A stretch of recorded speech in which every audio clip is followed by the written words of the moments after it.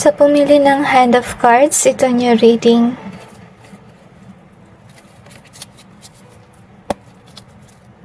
Tingnan natin kung ano mensahe sa inyo ng iyong yumao.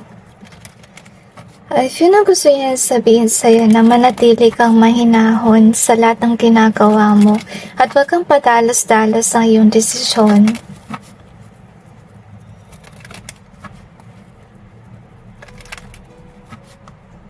Another dimension to me. Gawin mo ito para makaiwas ka sa tukso or sa kamalian. And I'm sensing here na naiyak din siya kasi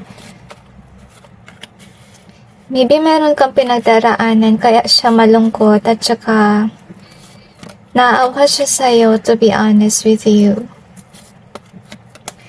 Siguro yung basa nyo ay nasa maling landas, kaya yun nga parang malungkot yung energy ng yumao. Okay, anyway, clarify natin yung cards. Yung gusto rin niya sana sabihin sa'yo na be of the light, okay? Huwag kang sumuko sa mga kasamaan na yan.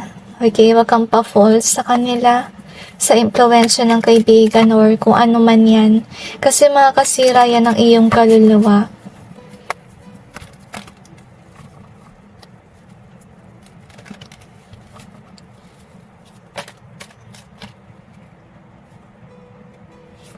I feel na mabuting tao ka naman before, tapos namimiss ang yung ancestor or kung sino may natanong mo sa akin on what you used to be. Gusto niya sana na manatili ka sana sa ganong posisyon at huwag kang magbabago. At I'm really sensing na talagang nalungkot itong kaluluwa na to para sa'yo at pinupilit kanyang gabayan para bumalik ka sa wasto.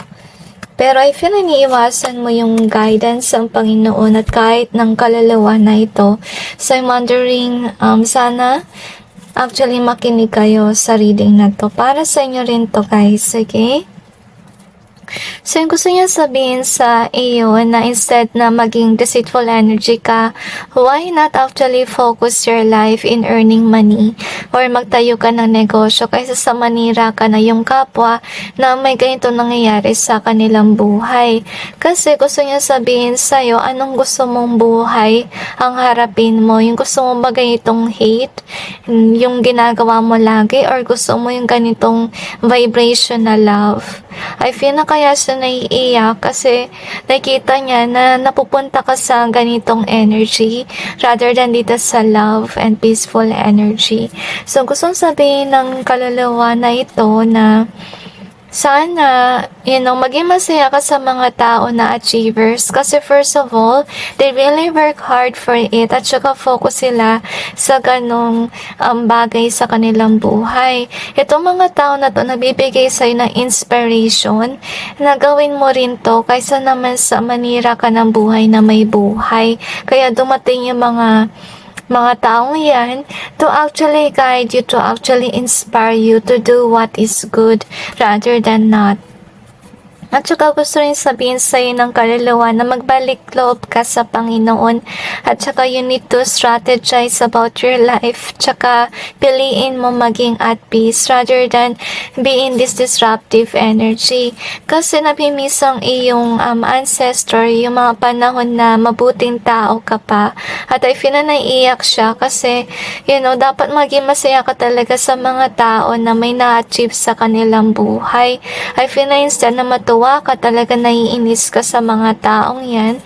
And as they told you, itong mga tao na dumating sa iyong buhay, they are actually inspiring you to do the same thing, na mag-focus sa work. At hindi ko nakita dito na energy na yung mga taong kinagagalitan mo, hindi sila nagfo-focus magpabagsak na ibang tao. Nagfo-focus sila para sa kanilang buhay at saka sa kanilang career na lumago. So, yun din dapat yung gawin mo. So, for naman, I'm sensing with this memory being here, gusto rin sabihin ng soul na ito na dati ay mabuti ka naman na tao. Kagaya ka rin ng tao na inisa mo sa ngayon, before. Pero ngayon kasi, iba na yung timpla. Nagbagong buhay ka na into something that is not really good.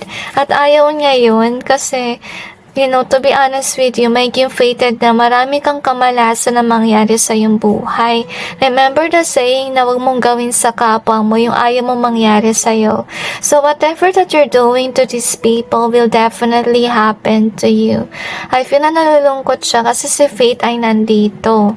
So yung mangyayari, definitely, may tao na siguro itatrust mo, tapos itong tao na to, gagawin niya sa'yo is maging deceitful siya sa'yo, nanakawan ka niya, or kung anong gawin sa'yo.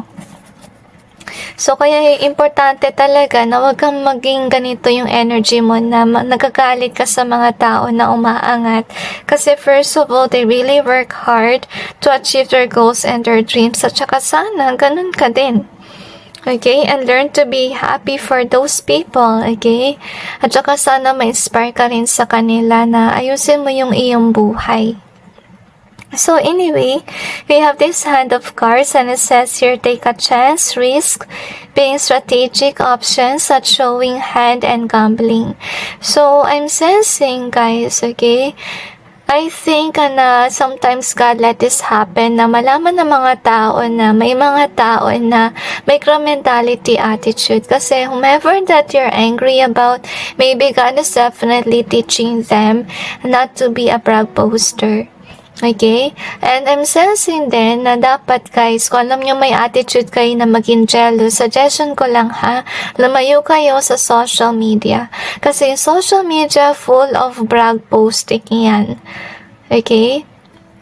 So, kung alam nyo na madalas kayo magselos sa mga taong ganon, so might as well avoid social media na lang. Kaysa sa maglagay kayo ng hate energy sa mga tao. So anyway, let's see what else do we have here. So we got a yes in reverse. We also have the oops in either way. And we also got, okay, this is sad, guys, okay? Kasi actually, iba sa inyo minamanifest yung downfall ng ibang tao. Okay, kasi nainis kayo sa mga taong yan na achiever at instead na mag-support talagang para sinisiraan nyo or nilalagyan nyo ng negativity yung kanyang buhay. So, you have the care in reverse. We also have this one. So, ito yung malungkot, guys, okay? Kung manatili kayo sa gawain nyo na negative kayo, hater kayo, and so on, matagal yung proseso ninyo with regards sa pag-achieve din sa inyong buhay, okay? Kaya sinasabi sa inyo ng kaluluwa na if ever you're jealous of these kind of people, then why not do it too for your own sake? Right? Isa na mag-focus kayo na magpabagsak ng mga tao. So, we have this one here. So, gusto sabihin din ng kaluluwa na to na nakita mo yung mga taong achiever, it is to encourage you to do the same thing. Hindi naman nila actually intention na mag-brag posting, etc. If they could be actually putting quotes then, kung ano yung dapat mong gawin, yung gusto nilang sabihin sa'yo na they came to your life to inspire you and not for you to actually lose yourself. So, yun dapat mong isipin din. Okay. So, anyway, let's see what else do we have here. And avoid doing the wrong things.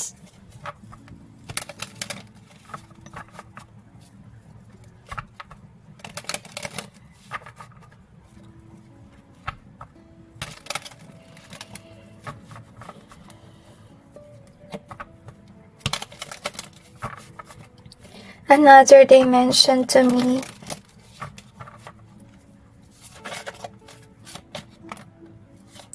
At nabibigyan ka pa ng chance ng Panginoon para magbagong buhay. So, I hope that you will not waste that opportunity kasi to be honest with you, yung maot na yun, talagang masakit ang kanyang kalooban na makita ka na unjust sa mga tao.